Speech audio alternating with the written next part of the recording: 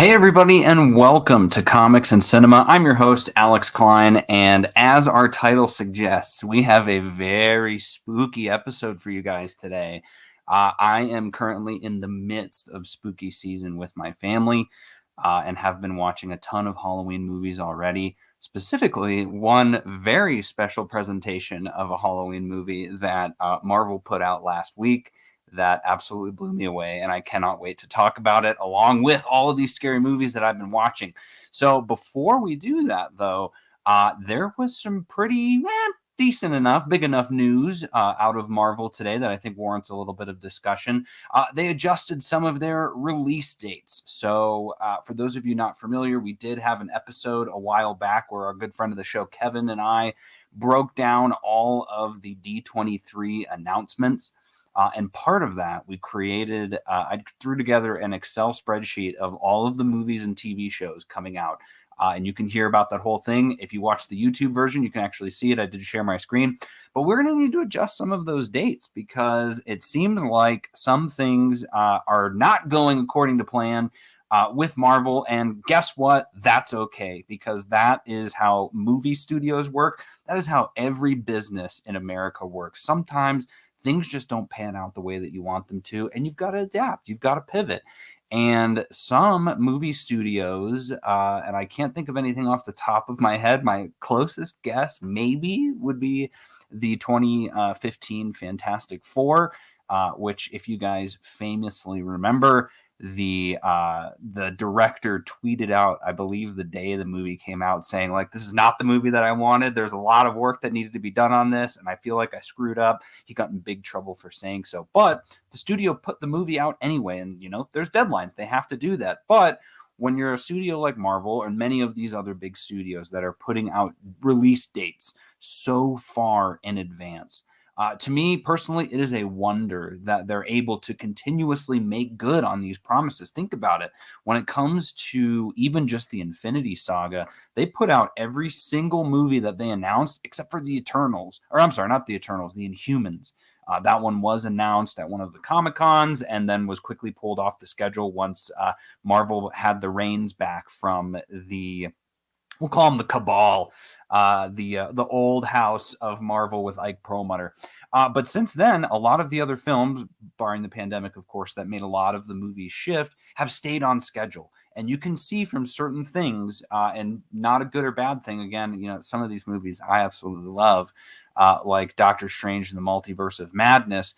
I will not argue with anyone that says that movie might have been a little bit rushed. And I think the same thing of Thor, Love and Thunder, only because both of those movies were very short. And during the special features, if you watch the audio commentaries as well, there's a lot of talk about the pandemic messed with a lot of that stuff, where they had to switch up scripts, they had to change X, Y, and Z, and they still put out the content eventually. And it was still really good, in my opinion. But obviously, there's some nitpicks that you can have, and some of them stem from feeling rushed to put this out. And I think you can also tell, too, from Hollywood sharing about the visual effects houses and how a lot of these visual effects artists are being pushed to the absolute brink. They are struggling to make deadlines. They're having to revise work. Marvel is asking them to revise work at the last minute, which is just absolutely insane. I believe we talked about that on a prior episode as well. All of that to say that when a studio, for an instance like this, when a studio is pushing back a movie, to me, I think that deserves a tip of the hat, because a lot of studios get nervous about that. Oh, what are people going to say? And you can look to that in specifically the video game industry, right? Think of something like Cyberpunk. There's other games as well where they just tout, oh, we've got this big game coming, right? We're going to share this trailer at the next I was going to say E23, but I think it's like the EA convention, the video game conventions that are out there. They'll display a trailer. Oh, this game is coming in a year. Get ready. Put your pre-orders in now. And then you see the delays. They're going to delay it, and they always have the exact same thing that they say when they're delaying the video games, which is some form or fashion of, we're doing this because we need more time to make sure that this game is the best game for our fans. And think of these movies as doing the same thing. I imagine Marvel would probably say the same thing. We need more time to assess, reevaluate these films and make sure they are the best that they can be for our fans. And as you notice, if you follow video games, a lot of those those games come out and they're filled with bugs, especially Look at Overwatch 2 right now. My brother's been trying to play that game for days and has not been able to get into a lobby because of all of the maintenance issues going on.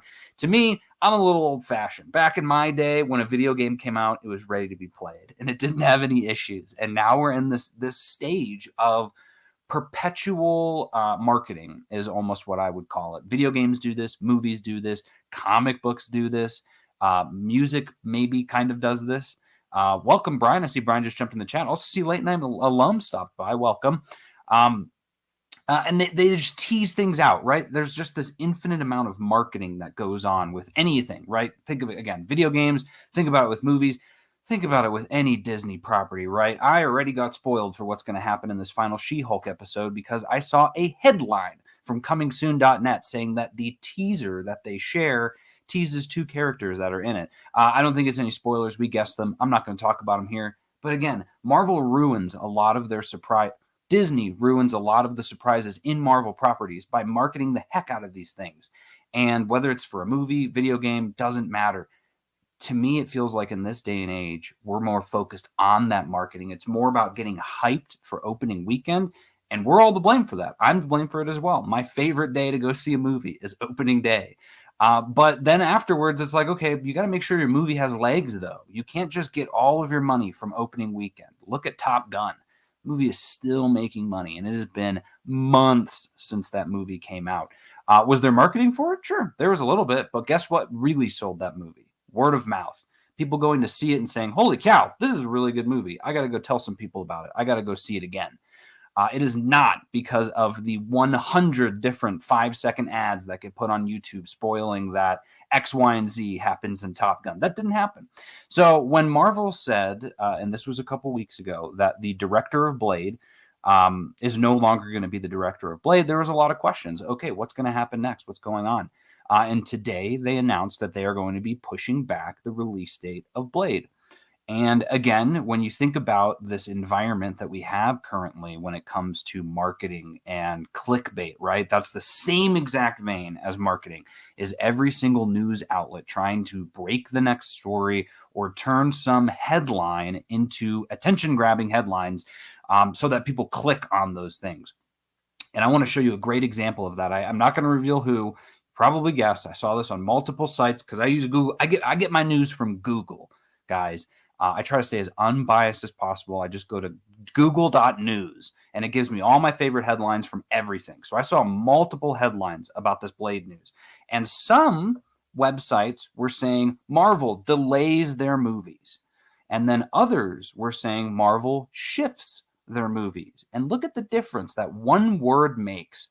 Which one of those things sounds a lot more serious and might make you click on the site, right? Marvel's delaying. There are delays. The studio is in peril, guys. Guys, I think Marvel fell off. I think, honestly, it's since the beginning of Phase 4, Marvel has just, this is not good. We're getting terrible content. Marvel, it's over and done, guys. No, it's insane to me that, I feel like anyone will do whatever they can to not just get that clickbait, but to strike down these titans. And if my brother listens to this, we've been having a really long argument the last few days about Marvel, specifically about Werewolf by Night.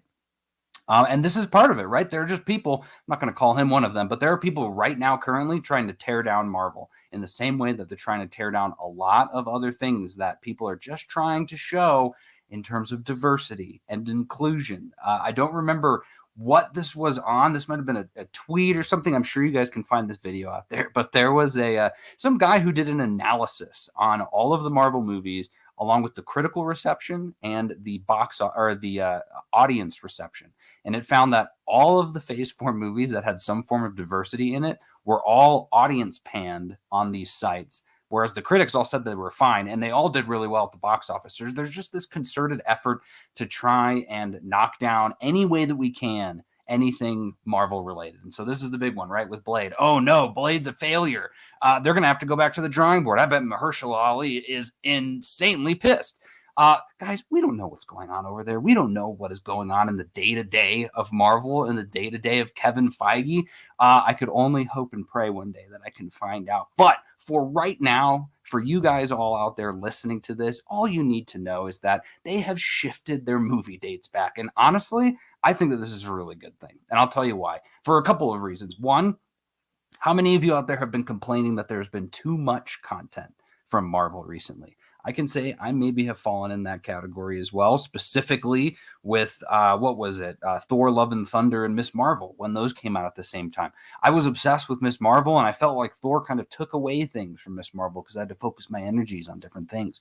And I'm sure many of you out there have similar stories, but that's one. Right now, all of these have been pushed back just a little bit, so we've got some time. You've got some time to sit on this. But then the second piece of this, I've shared with a couple of people, is there's just so many instances in our lives, and I feel like for me specifically too, like I love shopping. And right now, today has been like the worst day for shopping. Amazon is having their Prime sale right now. Criterion has their 50% off flash sale right now. And in all of these instances, right, there's movies I've been saving in my watch list or my wish list. There's things that I've been dying to buy the minute that they go 50% off. But then the minute I get that movie, I'm like, well, okay, I got it, right? The excitement is over. I feel like in a lot of things, and specifically like this with movies, part of the excitement is that anticipation. It's about that journey. Think of it's literally the definition of a dog chasing a car, right? They have so much fun doing it, but what happens when they finally catch it? And it's the same thing with this, right? The movie's going to eventually come out. It's not that it's not coming out. It will. But we have more time now to be excited because once it comes out, it's never coming out again. You're never going to get to watch that movie again for the first time. So all of these movie dates I'm about to share with you, think of it as giving you a little extra time to get excited, to get amped about these films. Brian shares here, what, in your opinion, does Disney Plus have that has the best word of mouth? Probably Mando, right? That's what he says. Honestly, I think I might agree with you on Mando because that one, and that's kind of was like the flagship series too. So when you think about that from like a Disney Plus perspective, that part of their marketing was word of mouth, right? I mean, half of us were found out about Disney Plus from other people. And one of the big things they marketed at the beginning was Mandalorian. So, go get Disney Plus. It's got this cool new Star Wars show. So yeah, I'd agree. I think it might be that. I'd have to sit and think a little longer. But to me, yeah, in terms of maybe one of the other Marvel shows now, but at the beginning, yeah, I'd definitely say Mando. And also another comment here, any validity to clearing out summer 2024 for Spider-Man 4? That is a great question. Let's dive in. So I am going to, once again, let's see if I can do this. I'm going to share my screen.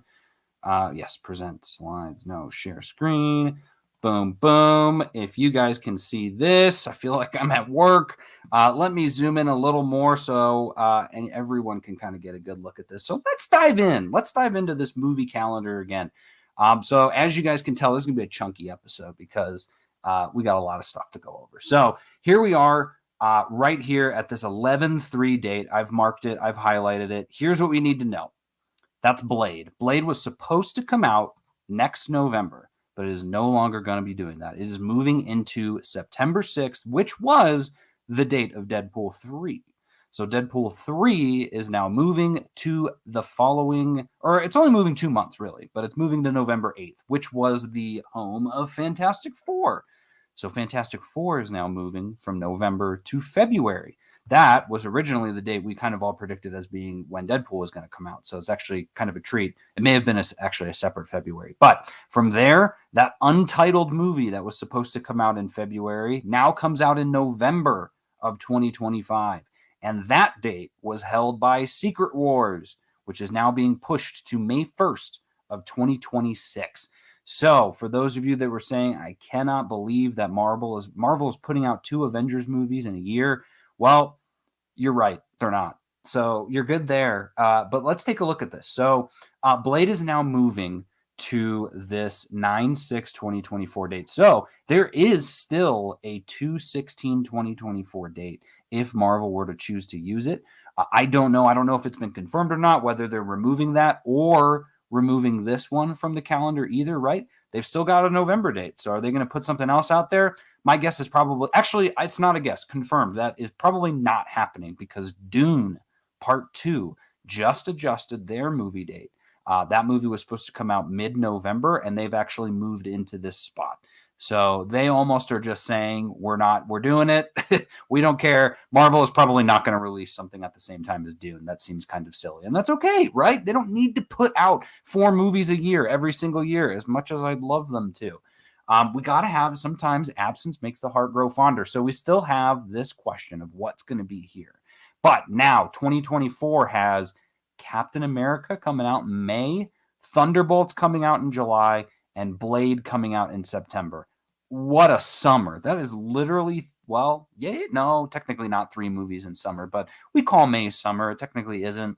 But that's a lot in 3 kind of little spans. That's basically 2 quarters worth of movies. And then Deadpool 3 is coming out in Thanksgiving. So hold your receipts on that one for some sort of Thanksgiving vibe that Deadpool is going to give off. We also need to look into maybe Deadpool making fun of Blade having to move its dates and cause it to move. Like, I was in the perfect spot. I can't believe you made me move. If it still stays true to my Deadpool killing the Marvel Universe, maybe Deadpool kills Blade in that movie too to get his revenge. So from there, the Fantastic Four movie again moved from November to February. So this is now your Valentine's Day movie, which I think is sort of perfect for this. If they're going to lean into like a Sue and Reed romance, and maybe romances for them, I have no idea. Again, there you go.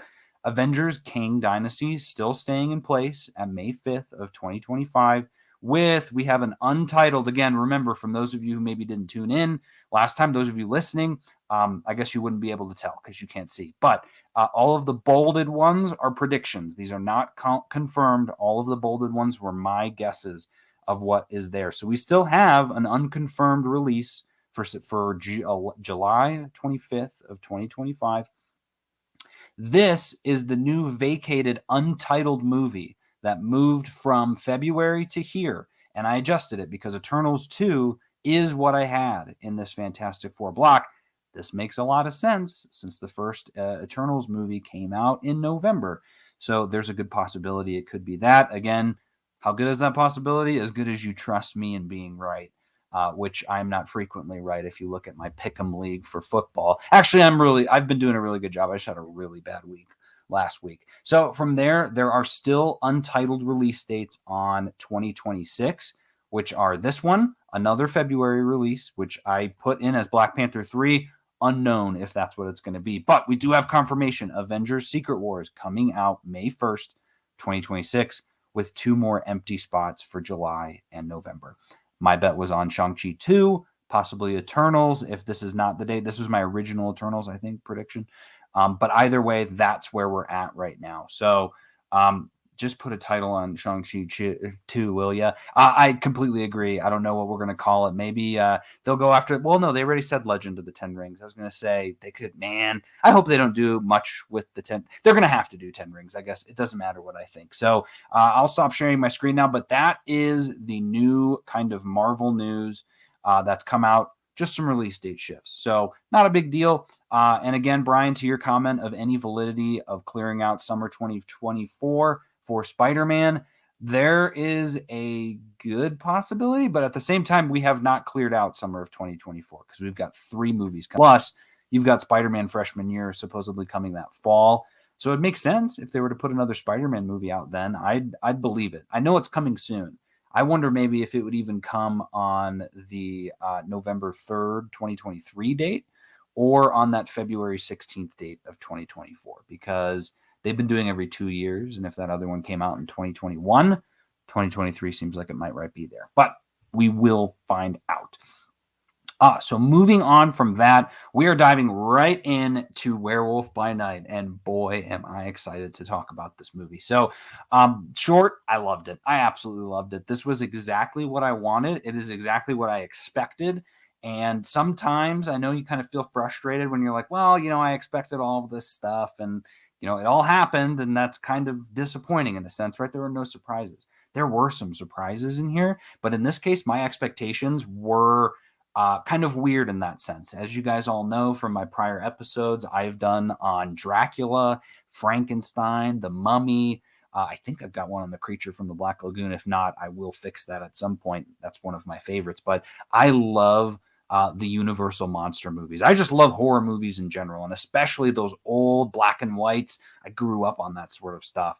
And so when I heard that that was kind of what this was going to be like, and then the trailer came out and it was all in black and white, I was just blown away. And from the minute that it started, you get that Marvel special presentation, which is really cool. But then we get the black and white Marvel fanfare opening with courtesy of werewolf claws and that kind of tinny sound that would come from like an old timey radio as it just the music. And if you guys haven't listened to it in detail, check it out on Apple Music. I'm sure it's on Spotify. Werewolf by Night soundtrack is awesome. There's so many good musical notes and hits. There's some great kind of violin in certain spots. Obviously, you've got the trombone that's on fire at another spot. But to me, a movie gets into that really top tier when you can start calling out multiple things that are great about it. So not only is it as a whole amazing, but the score is incredible. The camera work, the cinematography is absolutely insane. There's an amazing moment where Jack is turning into the werewolf that you're seeing it all from the perspective of Elsa Bloodstone. And you kind of see it in the trailers where she's like holding her hands up like that, which is just everything about it is like callbacks to these old movies. And but you don't ever see him transform. You just see the shadow of him as Giacchino does this really amazing slow zoom, and he does a couple of those in it. Just a master at work. I did not know that he did directing, and now I'd like to maybe see him do a little bit more directing. Maybe he could be the director for Blade now that they're looking for a director. Honestly, at this point in time, I need to see more of these characters than I need to see Blade. And I'm cool seeing Blade. Put them all in a movie together. Put them in a show together. I don't care. So let's start with, I'll break down a couple of these characters. So Werewolf by Night, Jack Russell. In terms of my comics familiarity with him, I knew of him. I was always a fan of him, again, because he's a werewolf. I love all of the old monster comics, but I didn't read a lot of them. And so Marvel actually had as a redemption code the first of collection of Werewolf by Night that includes like the first 15 issues or something like that, and some of the Marvel spotlights where he premiered.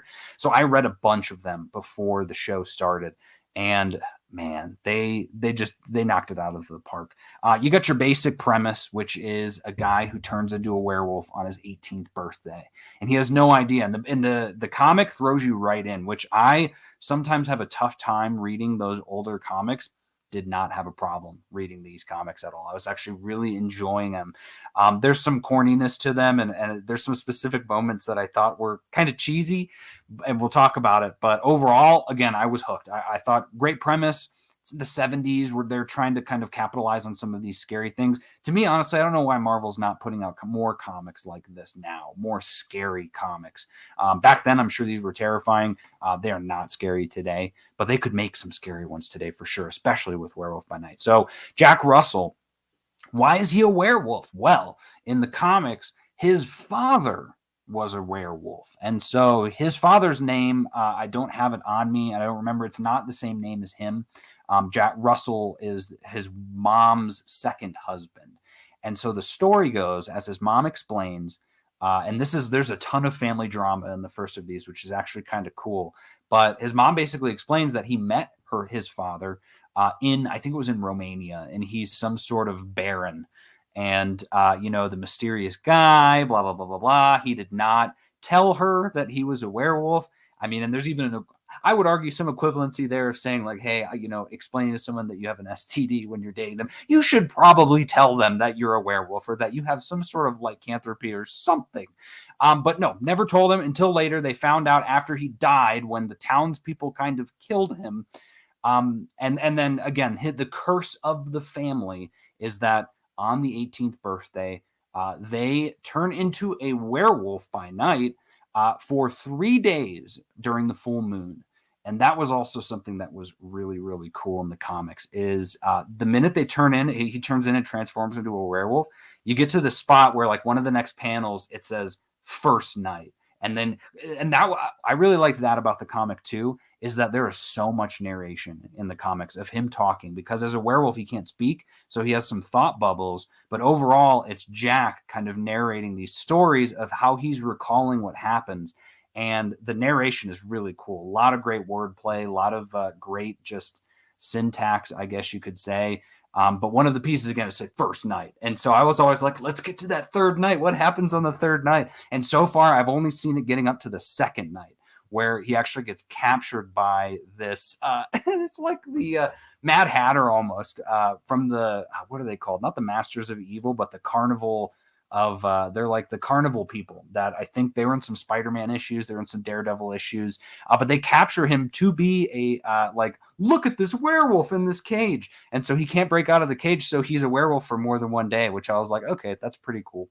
But overall, like I said, I think the coolest things about him are, for those of you that didn't know, the Darkhold, our famous book that has corrupted Wanda in the MCU. His father had the Darkhold, and that is actually the quote-unquote first appearance of the Darkhold is in Werewolf by Night.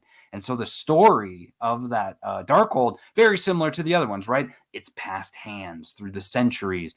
People die at its touch. It corrupts anyone who looks at it. And it's all a bunch of scrolls. And Jack's his real father bound all of those scrolls into a book. And that is the Darkhold. And so there's like, crazy bad guys who are trying to get a hold of this Darkhold in a couple of issues. And there's an amazing shot in this first Werewolf by Night, actually, where he hides the Darkhold in a cereal box. And it actually works, which I was like, oh, that's actually awesome. He fights this lady who's kind of like Medusa, who turns him to stone. And interestingly enough, when he reverts back to his human form, the stone does no longer stays. So then he's able to break free. But the Darkhold's in there. There's an issue with the Bloodstone. And I did some research on that. Could not find if this is confirmed the first appearance of the Bloodstone. But in this one, the Bloodstone is a map. And so on the stone, there was like some ancient, evil dude who conquered all these places and had this wealth of treasure and buried it, and then killed all the people who buried it, and etched into this stone a map of where you can find the treasure. But in order to do so, you have to spill blood onto the stone to reveal the map. So again, I don't know if they retconned that or changed it for the Bloodstone family. I know that's a little bit different, but it was cool to see the Bloodstone in there too. So there's just so much mystical and supernatural stuff happening in this series. And it lines up with all of the other stuff that was going on at that time. Because you had Werewolf by Night, you had Frankenstein, one of my favorites, which was Tomb of Dracula. And I can't wait to see Dracula in the MCU. If they are putting Werewolf by Night into a special, we're gonna see Dracula at some point. And my money is that being in Blade, because Dracula was a more popular character at the time than Werewolf by Night. They're about the same, but the staying power of Dracula is absolutely insane. So I'm gonna look here real quick at the comics. You have to move thunderbolts if these rumors are true, Brian, in reference to these dates. I'd be interested to see if they choose to move any of those other dates. Certainly we're not going to find out for a while, because it's not going to be a good look for Marvel if they make more changes right now. So I'm sure maybe sometime next year we'll find a little bit more out about that. And yeah, okay, Brian says, like lemon juice on the Declaration of Independence. Yes, we've got a national treasure call out here. But yeah, essentially, except a lot more bloodier and spookier. So that part was really cool. And again, was really awesome to see. Very different in the show, right? Jack clearly is not and in this case, Jack in the comics is just your basic 18-year-old white dude who in the comic does not look like he's 18. He looks like he's probably in his 20s or 30s. But yeah, it's just, regular dude, orange hair, I think, and that's about it. Nothing special to stand out. So I love that they just took the liberty and said, you know what? We're going to make this a different character. They got Gael Garcia Bernal in here. Holy cow. He kills it. You get the face paint on the werewolf guy, or on him, and kind of for the werewolf. I love that. And I love that you couldn't really see what the face paint was. You sort of could, maybe not until the very end when it turns to color. But everything about him added up. I thought it all made sense. He's a really good guy, a very sweet person. And my favorite twist in this, right, is that he's not actually there to get the Bloodstone. He's not actually a monster hunter. And part of me was wondering as it started of like, okay, where's Man-Thing coming in? Because he's going to be in this, right? And it's like, okay, So is Werewolf by Night going to fight Man-Thing? Like, I don't know. That seems pretty crazy, especially when they get to the part of everyone's coming in and Ulysses Bloodstone, Elsa's father, has this wild game that we're all going to play. It felt like an episode of Night Gallery. And that's one of my favorite Halloween shows, of spooky shows. Just like I said, this was a 10 out of 10 for me. And this was the argument that I had with my brother was he said, how could you give this a 10 out of 10? And I said, and we'll talk as we get into some of these spooky shows, but there's another old movie that I really love. Creature from the Black Lagoon is an example, but this other one, Dr. Terror's House of Horrors, it's got Peter Cushing in it, Christopher Lee, and it's this story. It's like an anthology movie. It's a British movie of all of these people getting their fortunes told, and we get a little bit of a story in the movie of what that fortune is. So each person on this train meets this gruesome fate based on the cards that Dr. Terror is drawing. And it's cheesy. It's corny. But I grew up with that movie. I loved it. It sparked so much in me when it comes to scary stuff. And so that movie's a 10 out of 10. If you put, you want to put a little gun to my head and ask me truly, is it a 10 out of 10? No, it's probably not. It's probably more like a 7. But I'm going to give it a 10 because I love that movie. I watch it every year. I don't care. Werewolf by Night is the exact same way. This is going to be something that I'm going to be watching every Halloween, anytime that I'm in the spooky mood, because not only is it spooky, but it's only 50 minutes long. So it's kind of like just watching a fun episode of TV every year, which I love. I love that. And Brian says, is there anything to werewolves always having face paint on, or did I make that up last night? I did watch that piece, Brian. Honestly, I don't think so. I think you mentioned something about your son Jack saying that there was some werewolf in some school. What was it, Percy Jackson or something like that? Haven't read those books. I like the idea of, as a werewolf, right? You have no control over yourself. There's a really good opening in this comic collection that I got, which, again, if you guys are Marvel insiders on marvel.com, you can do activities to redeem points. Those points can be used to purchase comics that are on there, and they usually have collected editions that, again, this would have probably been, is actually on sale right now for $6.99. So I saved $7 doing this. But there was an intro in it, and they're talking about the duality of werewolves and why this comic reached the masses in that sense back in the day. Because we all have a little bit of that dog in us, right? We've all got a little bit of that werewolf, of that other side of us that wants to come out, right? That person that we are when no one else is watching, that person we are when we get really upset, right? When things are out of our control and we put on this new persona, right? We get super upset about something. And then afterwards you're like, why was I acting like this? Why did I say those things? Like, why did I do what I did? That doesn't make sense. That wasn't who I am. That is the gist of being a werewolf, is that you have this moment in time, this lapse in judgment, where you become, to quote Master of Disguise, you become another person and you don't have control over yourself and you're this monster. And then you come back and you have to deal with all of that, especially if people know that you're the one who's doing it. So if I was him, and the way that he portrays himself as being really caring, seems like he has a little bit of guilt, a little bit of maybe regret, I would be doing things like that. I'd probably put a little bit of face paint on to honor my ancestors, because, again, if the thing that I got from that is that he's from a lineage of people who have been werewolves. So not only is he getting a constant reminder every day that he's going to turn into a werewolf at one point in time, I just like that. I mean, to me, it's the equivalent of getting a tattoo, right, of someone who passed away, or just some form of remembrance that you have, so that you don't forget that you're going to have those moments where you turn into a werewolf and you're not alone. Because that's like one of the tenets, I would say, from at least the ones I've been reading, is this guy is alone. He's got nobody. He doesn't talk to anyone. Closest thing he's got is a sister who, where we're at in the comics, he's trying to warn her and help her not become a werewolf, because I think she's 16 or something like that. And but it's tough. It's a lonely road when you're an misunderstood monster like this.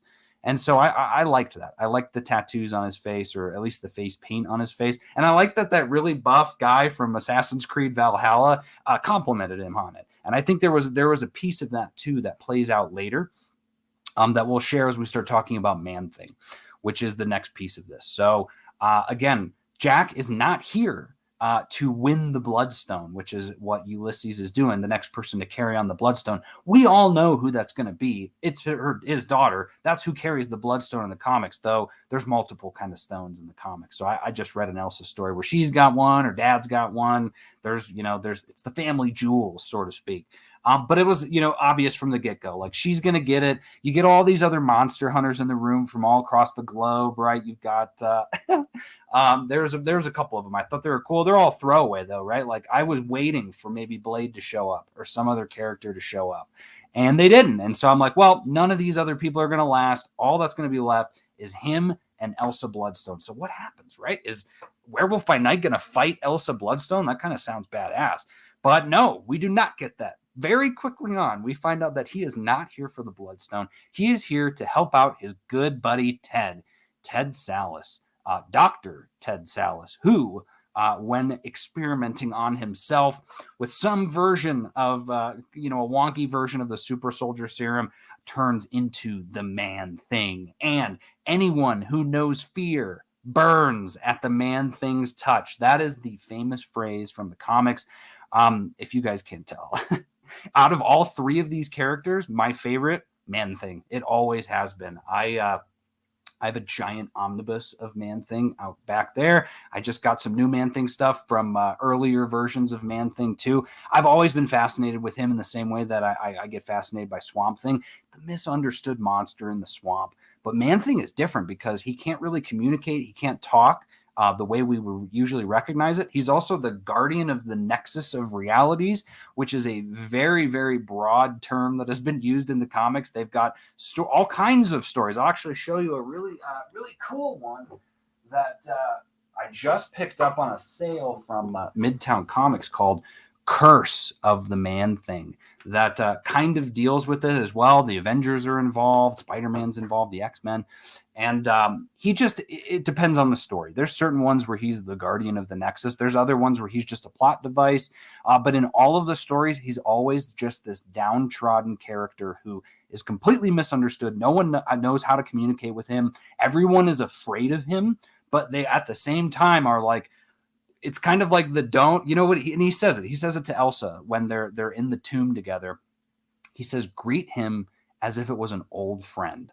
And the reason he said that is because you need to be like casual with this guy. Otherwise you're going to die. Look at what happens to our Valhalla guy, right? He just gets grabbed and immediately is lit on fire because, again, he indicated earlier in the episode, he was saying something about, it kind of gets lonely out there. We don't have a lot of people. You could sense a little bit of trepidation in him. He's got some fears. And so, again, it's like just this idea of if the Man-Thing gets his grip on you and you are afraid of something, you've got some darkness in your past or some secret that you're probably going to die. But he has all other kinds of powers. Again, being that Nexus being, he can travel to certain places. He can travel long distances. He's usually in the Florida Everglades, but he shows up in a lot of other areas too. Like I said, I could go on for a while about Man-Thing, but I thought that his introduction into the MCU was pitch perfect. I was so happy to see him in this and to see how much we got. So not only do we get, here's what Man-Thing is, we find out that you're shown that his name is Ted Sallis. You get extra to see that he actually can destroy people immediately, that he's huge. Yes, Brian says the ultimate Florida man. He really is. Florida man experiments on himself, turns into Nexus being. And he also, what was the other piece of it was that, we get to see him in color. So I loved that at the very end when everything kind of turned to color. Sorry, I got something in my eye, but I just thought that was so cool. And for those of you wondering, is Man-Thing going to show up again? He 100% is. Marvel has been bragging, and especially with the show, about all of the practical effects that they've been doing. And obviously, a lot of Man-Thing is CGI, right? But when you see him sitting on that log, and there's a shot where he's turning to look at Jack, and even the shot where he's out, I bet money that that's actually prosthetics, that is an actual piece. It may not be his entire body, but I'm pretty sure maybe even just shoulders up is real. Because if you've got in Lucasfilm, they're creating almost an entire Rancor. They can do Man-Thing. But in that vein, if they are going to the trouble of creating this prosthetic creature like that, he's coming back. They're not going to waste their time on something like that. They would have just made him CGI if he's not going to return. And clearly by the end of it, we know he's going to be returning. He's been on multiple teams. He's been on the Thunderbolts. Maybe he shows up there. He's been with the Avengers, as he was in this Curse of the Man thing. But he's also probably could be in Midnight Suns. He could be in some sort of Blade situation. I have no idea. And then, yes, Brian, you're absolutely right. Carrie Jones, who did Black Chrysanthemum in Book of Boba Fett, he did the Man-Thing as well within 9 months of each other. What a stud. Absolutely. Hopefully he's got a bright future playing the Man-Thing going forward. Because like I said, there's some really cool Man-Thing stories out there. But my favorite moments with him, again, I haven't dove too deep into this omnibus. I'm really pumped to do so. But I just love when he interacts with other people, because it's always like, we got to keep our distance a little bit. Like, let's do whatever we can to appease Ted, because if not, like, all he's got to do is grab you and then you're going to die. So that part was great. And then let's move on to our third character, Elsa Bloodstone. Guys, the show hadn't even come out yet, and I bought the Funko Pop of Elsa Bloodstone from Walgreens. I love Elsa Bloodstone as well. I'm always been obsessed with monsters. And so any character that we could get that is fighting monsters, working with monsters, I'm game for. And so I always had an affinity for Elsa, but it really hit during, there was a Battle World trade paperback that I read last week this was back during Secret Wars, where she is in, it's actually a really cool story. It's only 4 issues. You can find it on Marvel Unlimited. It's called Battle World Zombies. And so it's her versus just hordes of zombies, but she's got a kid with her that she has to take care of. And at the same time, there's some mysteries involved in it. I won't spoil it if any of you are wanting to read it, but it really dives into her daddy issues, which she certainly has. And clearly she shows that in the show as well. But we get a really deep dive of it in that story, obviously in other stories too. But Laura Donnelly played her perfectly. I thought it was great. The only gripe or the little complaint that I would have, couldn't tell for sure if it was orange hair that she had when it turned color. Really hope that she does have orange hair. If not, I'm not going to complain about it, but I just did. So there's your circle of logic for you. Beyond that, I thought everything was perfect. She was sassy. She was rude and mean. Drags that chair across the floor, which was just absolutely annoying. But she's super clever, too. So she remembers everything about her Aunt Frances to escape from that tomb, which I thought was awesome. And boy, was she a good fighter, too. So let's talk about that. The blood and gore in this was insane. Completely insane. We got so much blood, and you don't get to see a lot of it because it's in black and white. So that would be really cool to see. Brian says, could we see her animated debut in Marvel Zombies? Oh, I would be shocked if she wasn't. I feel like we saw that. I don't have the photos here, but weren't there some still shots from Zombies that maybe she was in it? Maybe not, but yeah, would make total sense if she was in that one as well. So yeah, overall, again, where does it leave us? We're in a very unique spot right now. So Elsa has the Bloodstone. She's got it. What's she going to do with it? I think she's going to embrace her destiny and become a monster hunter. In the comics, that's what she was. She never wasn't a monster hunter. So the fact that she kind of left and now she's coming back is going to be a really interesting story to tell going forward of dealing with that generational trauma. I mean, I got to tell you guys, when you talk about terrible fathers, Ulysses Bloodstone is up there. He's a worse father than Wenwu. So just to put that in perspective, I mean, he was absolutely terrible to her, to the point of being abusive most of the time to her. So she's got a lot to deal with, a lot to kind of break down and work through while busting heads and knocking skulls of monsters.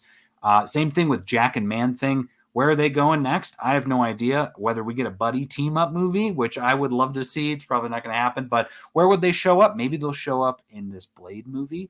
Maybe one of these Untitled movies is some sort of Midnight Suns or horror continuation. Kevin Feige alluded as much that this movie is going to be big, or that this movie is setting up, the scary stuff is setting up a lot going forward for the future. So there is a lot that was revealed in this. That, again, it may on the surface seem like not a lot happened in this, but really a ton of stuff did. And this is one of those things that we're going to be looking back on and say, wow, this thing set up so much. So give me more of it or don't. I don't care. We've gotten what we've got. It exists, this beautiful piece of cinema. Some might call it content. You wouldn't be wrong to call it that either. So that is Werewolf by Night. And with that said, And yeah, here, another great comment. Midnight Suns would be awesome, but probably not the 90s version. You're absolutely right on that. In the comics, they're actually coming out with a new Midnight Suns spelled S-U-N. To be more inclusive, there's some female characters in there. I would not be surprised if they did that. Again, they could just call it Suns too. I mean, women could still be in there if they wanted.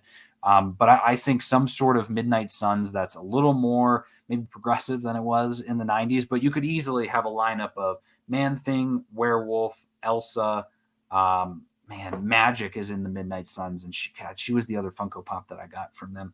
But Blade, Moon Knight, I think I mentioned that, and there's probably a few Black Knight as well, maybe. So again, possibilities are endless on this. Brian says Zoltar vibes from Ulysses, absolutely. Yeah, super creepy. So, in honor of that, and part of spooky season, I've got all my ratings out. I've been watching a ton of spooky movies, and so I kind of wanted to give you. We've got 15 minutes left. I'm gonna do a lightning round of all of these movies, and kind of starting from the beginning. Like I said, Doctor Terrors, that's a great one. I don't know where you can find it, but watched Invasion of the Body Snatchers, the 1978. Absolute classic. That's one of those ones that we watch every year. Love that movie. There's a really wild scene with the girl who she's doing this eye thing with her eyes that I can't follow. But great movie, very ahead of its time. It was a remake. But then we watched two interesting films. My brother and I have this Hammer horror collection that is all these old British films from mid 60s, early 50s. There's some black and white. There's some in color. And we've got, thanks for joining us, Brian. See ya. Brian's jumping out. But watching these with my brother. So one of them is called The Snorkel. And the context of this was insane. It's the ultimate gaslighting movie. It's in black and white. It's from 1958. But it says, although the police have termed her mother's death a suicide, a teenage girl believes that her stepfather murdered her. And we see in the opening of this movie, the stepfather is doing that. And no one can figure it out. Well, how could he have snuck in? And so, he was never there, yada, yada, yada. And so the trick is basically what he does in the room is he opens all of the lights in the room are all gas powered. And so he opens all of them. So it's gas. He's drugged her. So she's asleep. And he puts on a snorkel that's attached to an oxygen tank and then hides in the floor. It's a wooden floor. And I just thought that was the coolest concept ever. Like my mind was racing at, wow, this movie is ripe for a remake, ripe for a reboot, in modern day of just somebody hiding in the floorboards wearing a snorkel. Like I said, so intense. She knows from the get-go that he did it, but no one believes her because she's a little kid. Wild movie, really fun. Saw another one that was a little weirder called Maniac. I'm not even going to go into that, but it was basically about a guy who there's like a love triangle. It felt like a kind of a French movie. They're actually in France in the movie. I wouldn't give it any more time than that. We watched This Is the End. Technically not a Halloween movie, but it is a spooky movie, right? There's an apocalypse in that. Great movie. Had a lot of fun there. But a big one, and I put it on the title card of this. We watched The Black Phone. Oh man, my wife Lisa, God bless her, she said, okay, I want to watch a scary movie, but she gave some criteria. She was like, here's what I want to watch. She said, I want it to be something kind of current that I haven't seen, maybe sort of like a slasher, but something that could happen in real life. And I was like, ooh, I think The Black Phone's perfect. I signed up for a Peacock subscription, which I'm very glad I did, guys. There are so many scary movies on Peacock. If you're a scary movie fan, check it out. Some highlights that I saw in there. They got all the Saw movies. They've got The Love Witch, which I want to rewatch. Black Phone's on there. Man, there's a couple of others that I'll show you as we get to it. But literally any scary movie you can think of, I feel like, is on there. Black Phone was incredible. Gave that a 9 out of 10. That's a generous 9. I was debating between an 8 or a 9, but I absolutely loved it. Scott Derrickson's back. See Robert Cargill as well.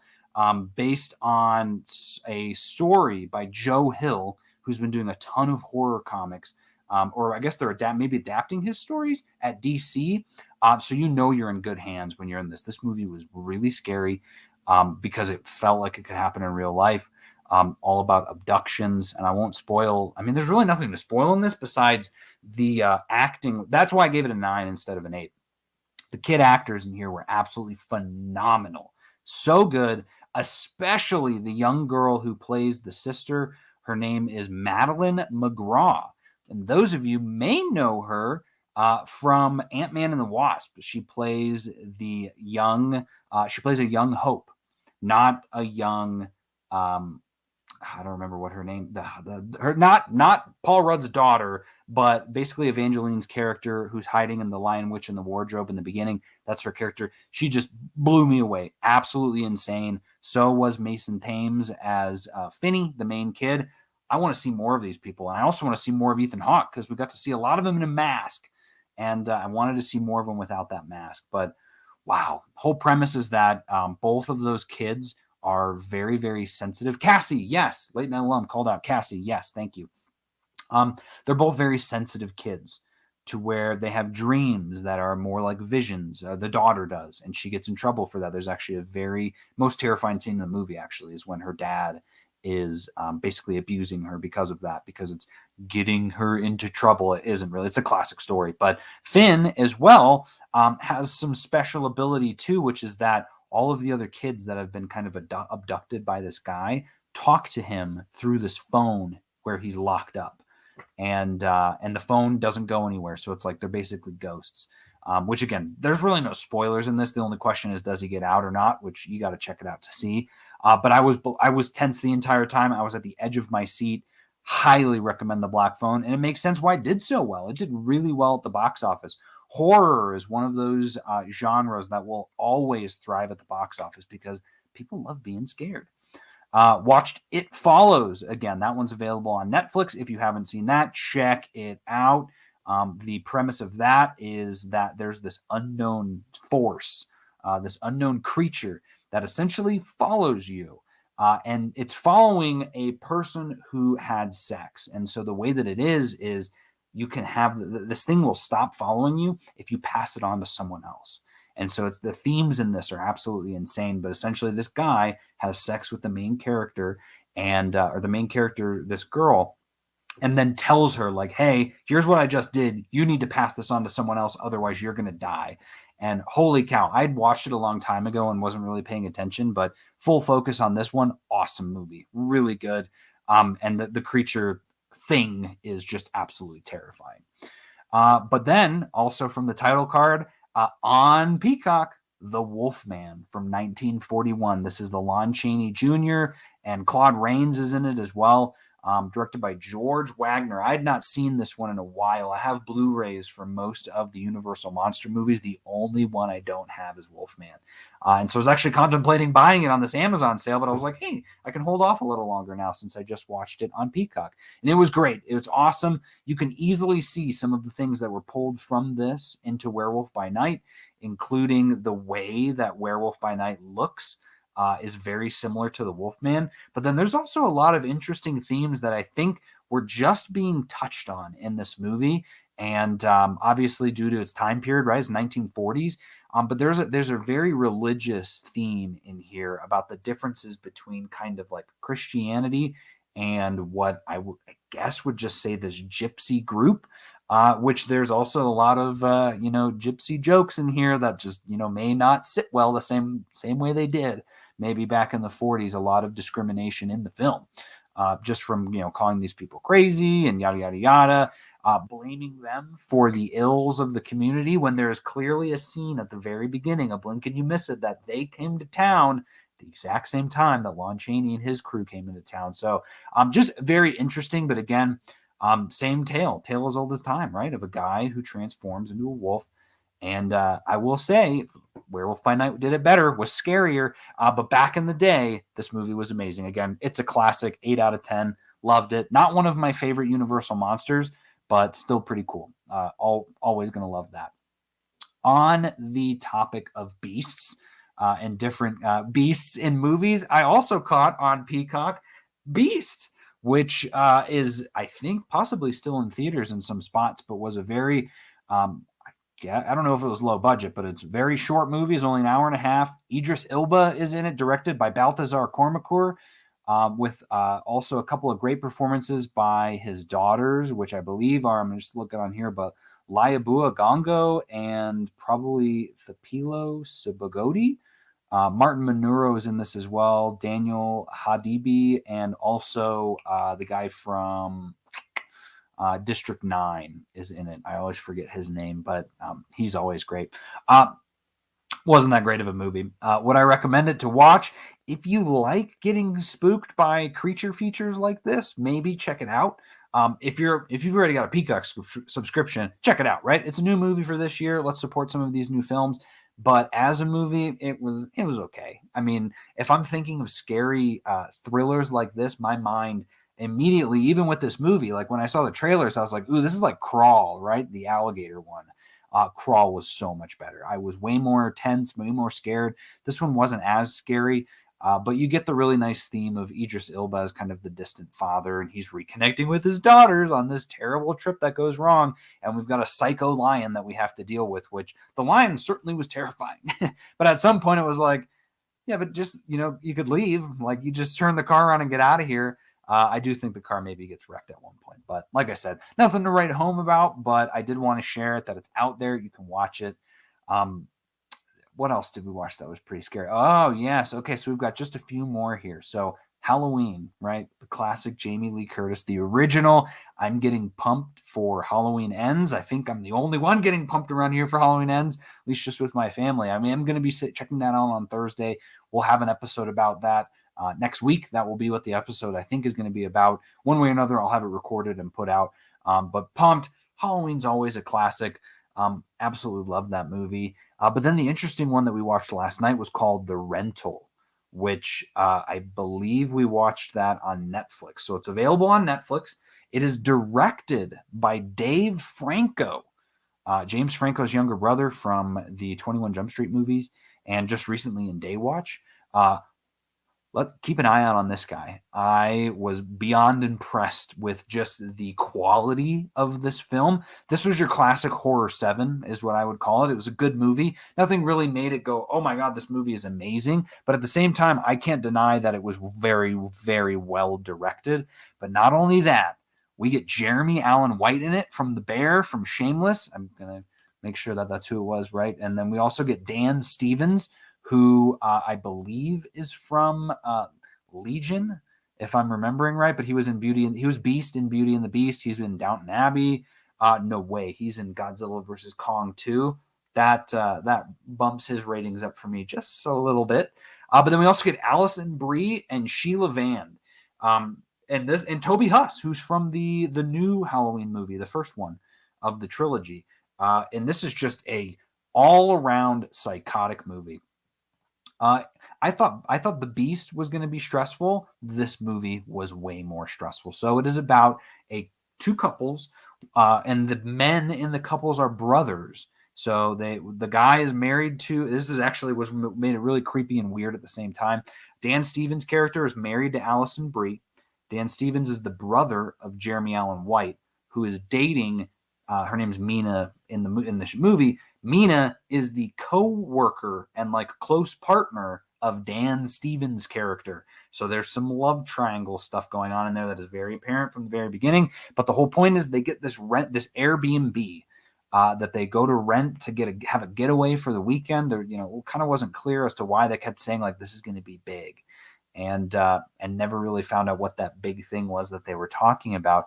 But some strange stuff starts happening. We start seeing some shadows.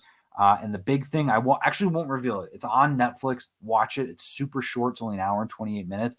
But essentially, not everything is as it seems at this rental property. There's a very creepy landlord man who doesn't seem to understand some of the stuff that's going on, which makes it all the more interesting when the twists start occurring towards the end. But all I got to say is Jeremy Allen White, if you've seen him in Shameless or The Bear, he does a really good job at acting stressed out, right? At getting angry and getting upset.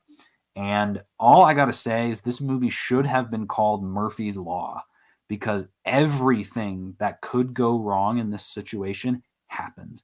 And poor guy, it all happens to him. Obviously, things happen to other people, but when you're talking about like, this thing, I won't spoil it, but just to say like, this thing disappeared. Well, that thing happened to, he loved it, so now he's stressed out trying to find it. And on top of that, another thing happens to him. That he is not, all the things that happen to him are not his fault, and he doesn't realize it, and he's screaming and he's so mad and frustrated, and you're just amazing performance. Dave Franco, I feel like pulled off something really cool here. I'm excited to see if he does more stuff going forward, because I was enthralled. It was a perfect spooky season movie. But yeah, so those are the films that we saw, and man, I pulled it off. We're right here at an hour, which is awesome for this. Obviously, sometimes we go a little bit longer, but I certainly don't want to babble on about all of the movies that I've seen, and I have not seen Babylon, so that's another one. Add that to the list. But like I said, next week the hope is going to be that we'll be talking about Halloween Ends, the final film in this new Halloween trilogy. Probably have an episode out at some point. I don't think it might not be for the live stream. Might just do it as a separate recording for She-Hulk.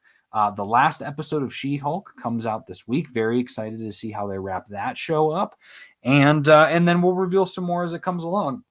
Probably going to have another spooky season episode as we watch more scary movies. So for those of you that have been tuning in, thank you so much for checking out the show. Again, you can find us here on YouTube at the Nerd Life Network, a part of a bunch of other really great shows, giving you that content that you need in the veins. You've got Earth's Mightiest Weirdos, Nerdy Girls After Dark, Agents of Field, Comics and Cinema as well. And from there, my show as well, you can find as a podcast. So if you can't tune in at this time, that is totally fine. I put these out on my podcast every night after the show, every Tuesday night. But we'll also have bonus episodes. And again, if you're a fan of anything movies, anything comics, check it out. We're about to hit 250 issues. I like calling it issues, but episodes. The last thing that I will say, because I wanted to call it out, I kept calling it out the last few weeks, is if you guys have a Marvel Unlimited subscription, you need to check out the Infinity comic called Test Kitchen. It is about a girl named Anna Amayama who is a cook that gets recruited by Tony Stark to cook things. And these Infinity comics are scroll comics, so you're scrolling them as you read. Each issue is super short. It's like some classic, here's what happens. The gist of it, though, is that she cooks some amazing dish, and then you get to see the entire recipe, how to cook these dishes. And they're absolutely just tantalizing and mouthwatering. And she goes, or whoever's writing it goes into detail when they're doing this. And we'll see if I'll check real quick to see if we can see who's writing it. But like I said, it's really cool. So if you're looking for a fun little comic to read, check that out. And I'm seeing here, Late Night Alum said a runtime of only 29 minutes. Hope it sticks the landing. I'm not sure what you're talking about unless you're referring to the rental, which I think is an hour and 29 minutes. But regardless, thank you guys all so much for listening. For Comics and Cinema, I'm your host, Alex Klein, and we will see you at the movies.